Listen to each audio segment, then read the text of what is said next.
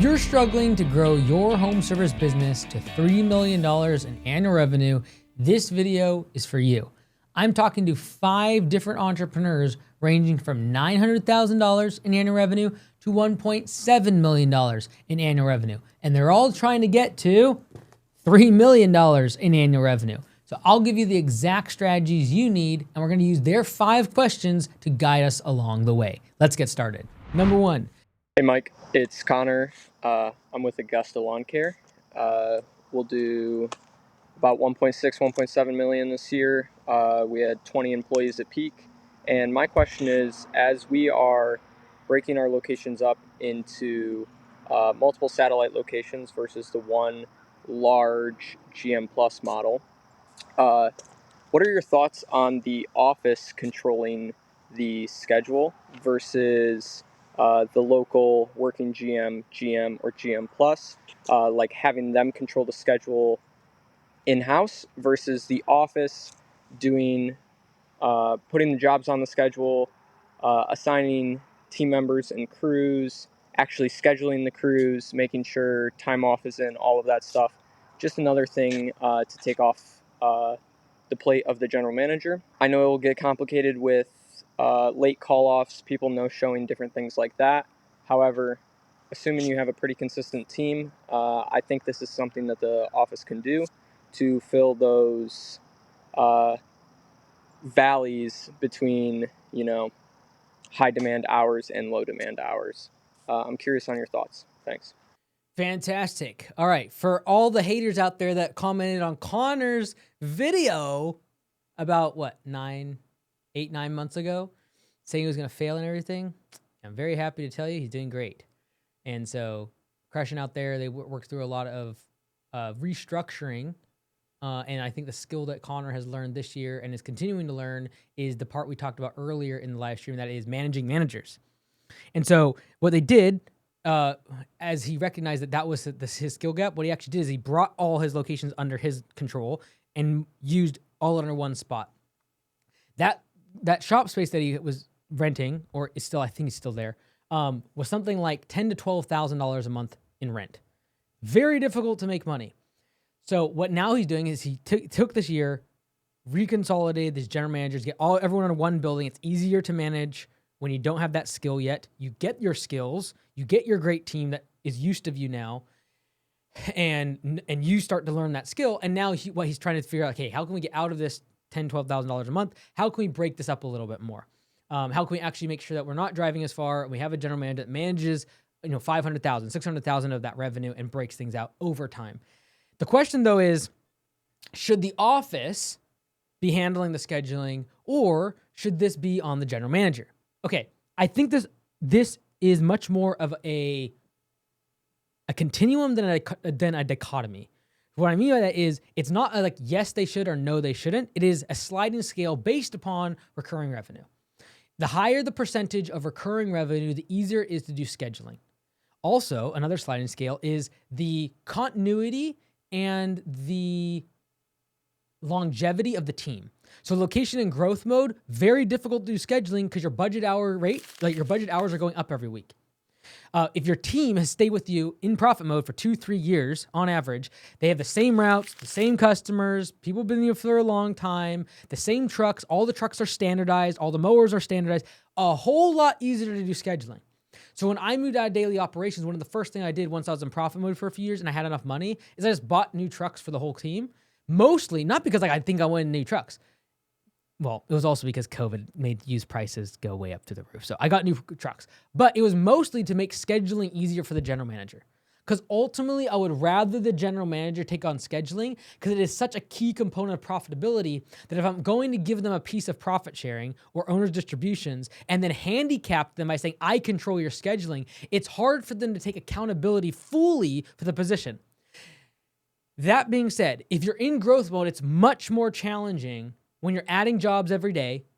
You got projects coming in to fill in the gaps, but now you got to think about the fact that you're adding jobs every single day. So in 4 weeks when you're booked out, your schedule looks totally different than it does today.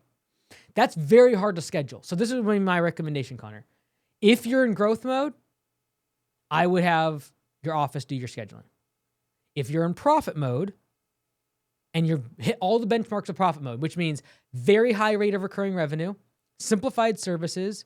You're in profit mode, meaning we're not marketing or advertising and getting a whole bunch of new customers, meaning we aren't jamming like every single week, hiring more people, getting more trucks, getting more equipment, expanding capacity all the time. We're not doing that. Then I would try my very best to get the general manager to do the scheduling, because it's such a key component to profitability. Because if I'm going to give them a piece of revenue, like a incentive on set in revenue, well, if they're close to the end of the month and the office doesn't put quite enough budget hours to get the jobs or get enough revenue to push them over the threshold, guess who they're going to blame? They're going to blame the office. And the last thing I want to do is ever have any mid-level manager be able to point at each other and cast blame. Ruined your culture so fast. And so your admin person is potentially incentivized or wants to make sure everyone's schedule is within capacity and jobs go smoothly. Your GM, on the other hand, is like, I know if I just made $300 more this month, I would have unlocked a $500 bonus. And so I need them to have power over the schedule. Now, if it's profitability, same thing. If they know that one of their crews, because now if you now have this other location and then office over here, office doesn't know the crew. The general manager does. And he knows that this one crew is very money motivated and can complete 10 to 12 budget hours a day during peak season. And yet they're only getting 6 or 7 because that's what everyone's supposed to get, because that's what the office is trained to do. That's why the power of scheduling in the general manager's hand is so important, because they know their team. And their team also, I need the general manager to have full accountability for the schedule. Because when the team has a problem, they're going to come to the general manager. If the general manager becomes an in-between simply of like, oh, well, the office messed it up, or the office didn't put enough on your route, or like, sorry, they only put 6 budget hours. I know you asked for 9 or 10. I know you're super efficient, but like, I'll talk to them. I'll try to figure it out. Like, they can't, they're handicapped. They're like, you just took out their leg. They can't manage their team effectively. But I would say 100%, if you're in growth mode, it's way harder to schedule. If you're doing projects, way harder to schedule effectively. And the growth mode thing is the real kicker, because you're adding things to the schedule continually and adding new team members. So you're putting pressure on them in sales, like getting all these customers, upselling, managing all that. Then you go to, from operational perspective, like put them on the schedule, fit them on the routes, fit in the budget hours, make sure you're under capacity. And then they're also, from an operational perspective, having to hire new people to take on this new demand. And you could very easily add 30 budget hours of new recurring revenue every month. That's like 1 or 2 jobs a day during spring rush. That's a new team member, likely every 2 weeks. That's very difficult for a GM that has a team of 6 to 8 people. Like, they're adding a huge amount of operational drag, because there's now more yellow slips and callbacks, and people make mistakes, and they start making mistakes on scheduling because like there's so many moving parts. So I would agree that in growth mode, it might be a good idea to take on scheduling in the office. I would heavily push towards, if your general manager is incentivized on profit sharing, that you need them to be fully accountable to their team for the schedule, and they have the best pulse on where the team is at, especially if they're distributed workforce, i.e. away from the hub, i.e. the command center. And so then I want as much as possible that GM to do scheduling, but it's very difficult for them if I have different types of trucks, different types of equipment. All my team has been here for like a month or two. All of my trucks break down. I'm constantly marketing and driving tons of work. I'm expecting them to do a whole bunch of door hangers, but also train new team members that are coming in every week. That's chaos. And that's when the balls will drop on scheduling. Number 2 on the docket. Hey Mike, my name's Jacob. I own a lawn care business up in upstate New York. We actually just got done a snowstorm. My business this year will do just under 900,000, and I currently have an admin person, an operations person, and I do sales. Full-time But GM. a lot Let's of people are go. stepping on each other's toes. I still do a lot of the admin and the operations work. Good chapter. So I know I need to separate the roles and assign roles to people, which I'm working on, especially this winter while it's slow. But my question was, what KPIs should I be using to monitor each role? Like just a few of the most important ones.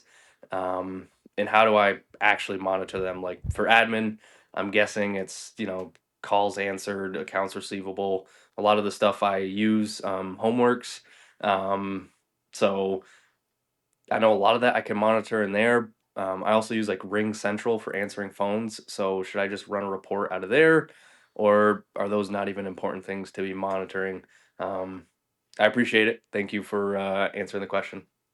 Let's go. Congratulations, 900K. Jacob, thank you for being a member of Homeworks. Okay, couple things. KPIs, very important for sales, operations, and admin. You are in the full-time GM role, which means you have delegated admin, you have delegated operations, and you're mostly focused on sales. This is an exciting part of the business because you can grow very quickly because all of your time is focused on sales, i.e. getting more work, i.e. growing the business. Fun and exciting for entrepreneurial types. Also usually a tight spot from a profitability perspective because you're having to afford 2 full-time overhead positions, and that can be very hurtful from a profitability perspective. So let's get through it as fast as possible. Sales, we got to make sure that we have certain metrics. The book goes over all of these. I'm going to give you the highlights. It is very common during the full-time GM phase. This is why I actually don't like going to the full-time GM, like going past in like 1.2, 1.3. I don't like going there. I like the copy and paste. It's because when I have mid-level managers and they get to work together, we have drama. And so, yeah, you're going to get a little bit of this. I try to avoid it by just not getting to the point where I need multiple layers of management or multiple managers that are overhead. Honestly, that's the truth. So to prevent that, you need clarity. You need clarity of the roles. You need clarity of what metrics they're responsible for. And you want to make sure you don't have perverse incentives. So for example, if you track and close rate like you should for sales, don't incent them on close rate. Because if you do, they will increase their close rate, but they'll put pressure on budget hours and make the operations manager really brutal. And if you make the operations person incentivize like efficiency, they're going to get in the business of the admin person time and time again when there's complaints. Or when someone calls back and they want you to come back to the job, they're like, no. Like they'll give way too many excuses and customer support will go down because they're incentivized on budget hours and capacity and efficiency scores, which I think you should do for operations. Agreed. But if it comes at the cost of someone else's paycheck or their incentives, we have a big problem. So that's why we want to be very, very, very careful of incentivizing specific metrics. Your focus on metrics will change as the business grows. So at the beginning, close rate is really important. As you move away from the business and you're in profit mode, you just care about distributable cash, money in your pocket. So be careful about that because you have to change their incentives, which can get a little hairy. Secondly, don't have perverse incentives between managers. And third, have very clear metrics of success. So if your close rate is something that you measure in sales, like you should, use the speedometer that we talk about in the book, and we'll go over this later in the training, even in today's live stream. Use the speedometer to know, okay, this is when you're good, this is when you're bad, this is when you're great. And those are like red, yellow, green of what those metrics should be looking like. So this is what good looks like. This is what bad looks like. This is when I'm going to get in your business. This is when I will not get in your business. I'll let you do your thing. So very clear metrics is the first point. What good looks like in each of those metrics. So I'll give you the basics. For sales, I need customer acquisition cost. I need close rate. Because that's going to be number of leads coming in. Customer acquisition cost. Like how much it costs me to get someone in and what percentage, how efficient am I at getting new customers? Because if I get a whole bunch of leads, but I have a horrible close rate, like you're like, oh, well, we got $10 per lead. But if I'm only closing 1 out of 10, that's my constraint, not more leads. Like, oh, you know, pour more money on marketing. It's like, whoa. Like, let's look at sales process, not marketing and getting more leads. So I'm looking at customer acquisition cost and close rate for sales. For operations, I'm looking at efficiency score.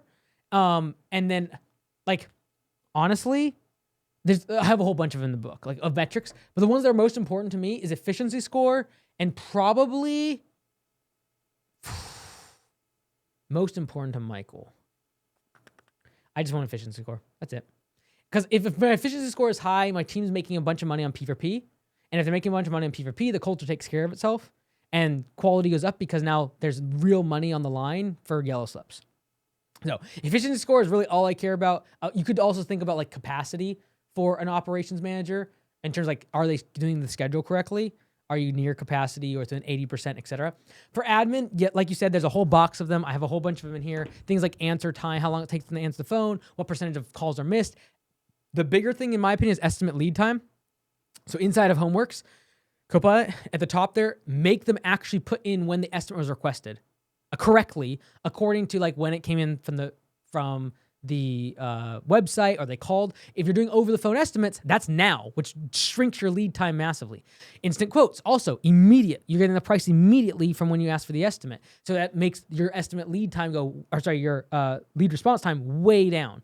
But I'd be something like that would be tracked, especially if you're doing any sort of project work or in-person or drive-by estimates. I would be trying to shrink that time, and I'd probably monitor that with the admin team. I give a list of like 10 to 15 metrics for all three inside the book, and then when you need to be focused on them at certain times. So for full-time GM, you are handling sales still, and usually the biggest thing that you have to manage is operations, because it's the thing you just recently let go of. You delegated it. So once you've delegated operations and you move into sales, you are still, in the business as the operator and the owner doing sales. You will create systems down the road as you get to 1.5. At 900,000, what you need, what I would recommend doing is making sure there's really good systems for your operations person to be successful, so you can actually focus on sales and not just be the spare tire of your operations manager. That's where like efficiency scores are really important.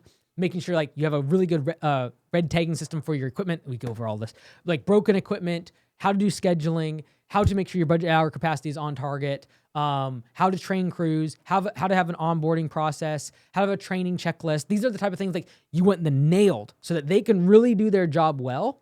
And almost always that aligns with efficiency score. Like the end output is what I'm always trying to incentivize or monitor, because if something is broke with efficiency score, I can usually track backwards and find pretty quickly what will happen wrong. So if my efficiency score is 50%, I know immediately people are not getting enough budget hours done. First thing I'm looking at is, are we misquoting jobs? So if efficiency score is low, are we misquoting jobs? You're doing the estimates, you would know, and I'm gonna guess you're not misquoting it. Assuming your estimates are accurate, we can cross that off the list. Okay, estimates are accurate. I'm putting the correct amount of budget hours, and they're still at 50% efficiency score. Okay, we know a 50% efficiency score is not good because we talk about what is good in the book, and we'll talk about more later today. And so then the next thing I'm gonna be like, okay, well, the estimates are accurate, but our efficiency score is low. Are people slacking off? And like, oh, well, no, we have pay for performance. Well, is anyone above base pay? Not at 50%? Probably not. So no one's actually incentivized by P4P. That's why people do P4P and they're like, oh, no, it didn't change behavior. Like, no, everyone's efficiency is at 30 to 50%. Of course they're not. They think you're a scam by doing P4P because they've never seen $1 of bonus on P4P. And then okay, well, no, we of course, no one's hitting base pay. Now what? Okay, efficiency score. What's your service area? Are you driving 30 to 40 minutes for your first job? Okay, how long is it taking for your team meetings every morning? Are those stand up? Are they sit down? Because all that wasted time is going to bring down your efficiency score. So that's what a great operations person starts doing, is tweaking all the little knobs. Okay, we're not going to have a daily stand up. We're going to do it 3 times a week. Okay, it's going to be a stand up, not a sit down, because I know that just standing up, everyone halves the time that the meeting takes, and no one's getting paid for that. It's not labor revenue is not being produced during that meeting. So an operations manager starts to fanatically think about efficiency, how we park the trucks, how we do the blades, how we do the equipment, how we do repairs, how we do maintenance on the equipment, all that things they start to dial in because they start seeing it affects the efficiency score. So that was a long answer to a very short question. But yeah, sales, operations, admin, you need metrics for all of them. Hopefully that gives you a starting point. In the book, I talk about the ones to focus on. In your current stage, Jacob, operations is the KPIs you're going to nail. And it's going to usually trickle down to your efficiency score, budget hours divided by clocked hours. And then you can work backwards with things like number of yellow slips, operations. I got to make sure the work is being done to a high quality. And then efficiency is the other side. So efficiency and quality, that would be like the first thing I'd be thinking about. And then you have more trickle downs, like breakdowns, number of equipment breakdowns, how many people are above base pay on P4P. Those are things I'm starting to go down on, but like it all usually bundles up to efficiency score. And that's why like at a GM level, it all bundles down to profitability. And that's why I'm going to give them a piece of that action. Hey everyone, real quick, given the fact that we are just headed now into 2026, this is really the perfect time to switch your CRM software.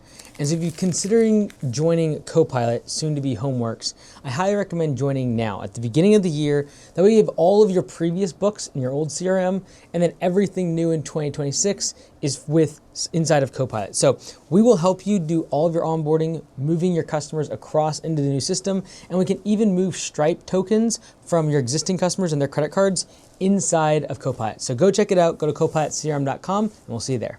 Number 3 on the docket. Hi, Mike. My name is Daniel. My company is Ramos Lawn Care, and this season we did about 1.1 million in revenue. Next season, my goal is to do about 2 million. We have about 10 to 12 employees working full time. My question for you is, in your experience, what's the main bottleneck that holds most lawn care companies back from scaling past 1 million to 2 million? And how do I eliminate that so I can hit my goal for next season? The skill of managing managers is usually the biggest constraint, because if you've gotten to 1 million, it means you're very good at selling and managing technicians. The difference between 1 million and 2 and 3 million is you now need mid-level management or managers of some sort, either through distributed, like multiple locations, GMs, or mid-level managers, sales, operations, admin. And so your ability to manage those people and not micromanage them and them feel like they actually are accountable for their job, and you have clear metrics and you have systems in place for them to succeed, and you have a great compensation plan. Like a lot of this we cover in the book, by the way. If they have those things, that's the determining factor. So definitely I would be looking at the full-time GM and the GM plus chapters of the book, and it goes over a lot of these leadership aspects. But leadership is a skill. It can be taught, it can be learned, and you will likely fail in this area. It is uncommon to have natural characteristics of leadership that you just breeze through 1 million to 3 million, because you have to change your leadership style. Managing technicians where they like, hey, I want to show up, get my job notes, my video, get my truck for the day, and head out. That's very different than managing someone who is responsible for scheduling, training, hiring, firing, team culture, one-on-ones, equipment maintenance, complaints. Like, that's very different skill. Managing that person and keeping them and retaining them and keeping them motivated to keep winning.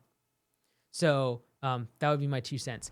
Number 4 on the docket. Hey, Mike. Matt here with Augusta Delta and White Rock. And my question is primarily about Augusta Delta. So we're going to do about 1.5 million this year and likely to hit 1.82 million next year. Pretty much in profit mode. We're not adding trucks or employee count. We're just going to grow into our capacities and raise prices heading into next year. So my question is, as far as our org structure, org chart, we've got kind of Andrew as the GM, and he's kind of like a sales manager in charge of that division. But we were thinking of having a couple different departments within ops, one of them being lawn care and fertilization, one of them being small projects, softscapes, no multi-day stuff, and then another one being our strata and HOA, and kind of having a crew leader at each of those levels. Would it make sense for those guys in each of those departments to do the sales for their division? Or do you think it would be better to have a separate sales manager, whether it's Andrew or we promote one of those guys to that role? Would that make more sense than that person would be doing sales for all of the different work that we do? Or does it make sense to have kind of like a mini working GM or department leader, where the strata guy would do quotes for that division, and the project guy would do quotes for that division, and the lawn care fertilization guy would do quotes and estimates for that division? So just curious what you think about that. Thank you. Oh, it makes me so proud. Augusta Nation come out strong. Great question. That's a fantastic one. That's in the weeds, folks. This will not get clicks on YouTube, but that's a great question. So they're running a GM plus model, 1.5 to 1.8 million. They're starting a second location, and up there they do a lot of what's called strata. And down in the US, that would be like HOAs, etc. And so the question is, should I have my crew leaders of these 3 different kind of like segments of the business do sales? In my opinion, the person that's going to be a great crew leader, if I expect them to also do sales, very expensive and very hard to find. I would rather have a salesperson. They don't need to be as good at operations and doing the work, but they need to be able to sell. And that's a very different skill and harder to find than someone who couldn't do the work. I would take your technicians out in the field on the 7 stages of success, Matt. I would channel that into, hey, you can become a GM, and then you could just put a slash, be like, or a crew leader in one of these 3 departments. Like, you could make that the separate, kind of like same exact track. You could make the segment. So I'm a big fan of the segmentation. If you look at the GM plus chart here for the org chart, you'll notice as you begin to grow past 1.5, you're going to need these green parts. You're going to need the assistants. You're going to need the crew leaders. You'll see down here the crew leaders start popping up. That's when it starts to make sense to do what you're talking about. And it'd be okay to have a crew leader for your maintenance, a crew leader for your strata, etc. But keep them all in operations. It'd be very hard to find a salesperson for your strata, a salesperson for your chemicals, a salesperson for your maintenance. Like, it's gonna be very difficult. It is much harder and more expensive to find someone that has sales and operations experience than just operations, and then go find one unicorn that's gonna be your sales manager. So if you're gonna stay in the GM Plus model, which is totally fine, I think you guys have made the decision to keep this one the big one, and then your second location is gonna start a little bit smaller and do more recurring revenue stuff. Great, awesome, fine. You're in the GM Plus model, you'll need a sales manager. And then inside of operations, you can create crew leaders. So that would like make sure the team is good, they're trained up, they're onboarded correctly, they have quality standards, do quality control. Good. I would not recommend mixing sales with operations at all three of those divisions. I'd get one sales manager. And then you can benchmark their metrics, perhaps kind of segmented out by those three if you really wanted to for the sales manager. But I would really recommend to not try to go find a bunch of salespeople that also know the operations. It's very hard to find, and I'm usually trying to find one per location. That's my general manager. And that's the person that can do the operations, they can step in, they can help everyone out, they know what's going on, they can run the whole place, and they're good at sales. Hard to find that person. They're typically going to be an entrepreneur, and they're going to start their own business. Fifth and final on the docket for today. Hey, Mike, recording from the gym right now. I love your content. Stoked. Anyways, what is the name of your business? My business name's MLC Martin's Lawn Care.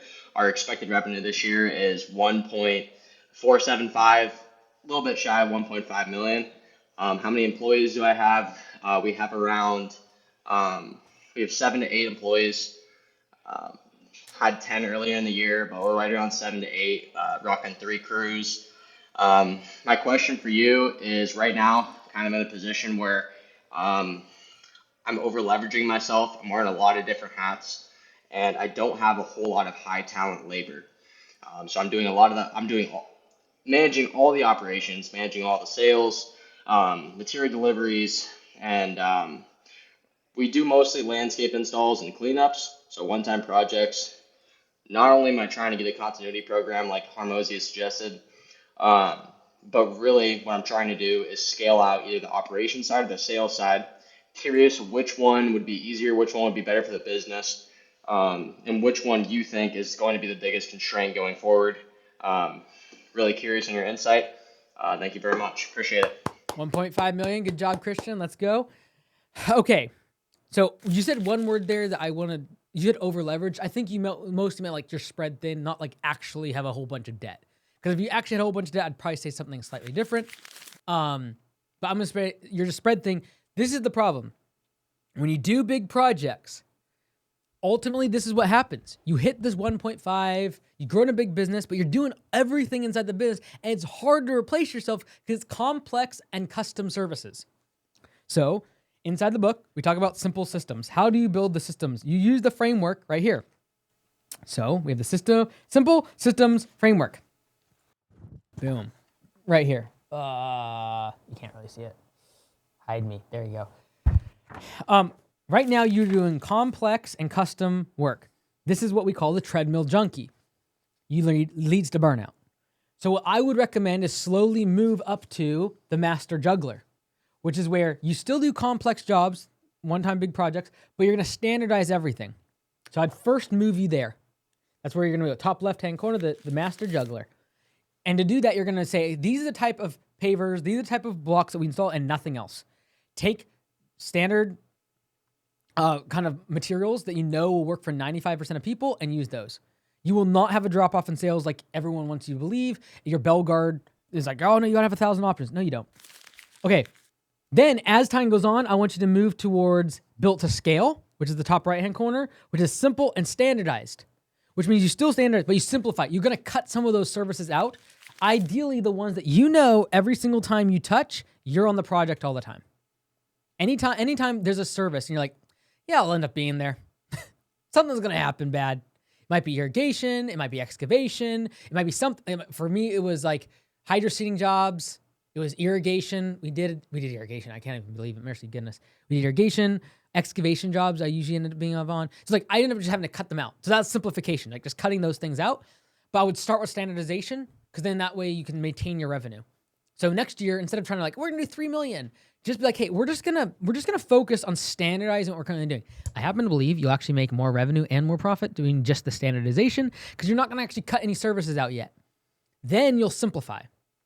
Once you do that, then you have simplified and standardized the business. And that's just the services we talked about. Then you're also gonna do the same thing for equipment, the way you answer the phone, your website, everything gets simplified and standardized. Then you have the opportunity to hand things off. Until you do that, if you start handing things off, you're gonna create chaos. If you start handing off your operations, it's gonna be chaos.